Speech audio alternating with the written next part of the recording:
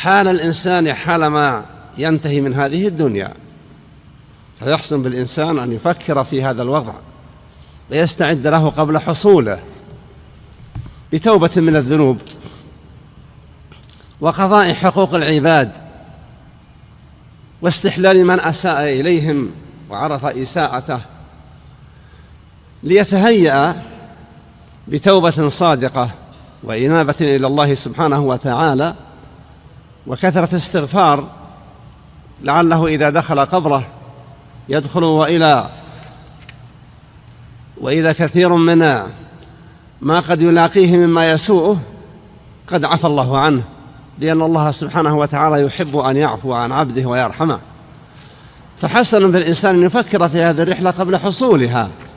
لأنها إذا حصلت لم يبق مجال للتفكير فيها.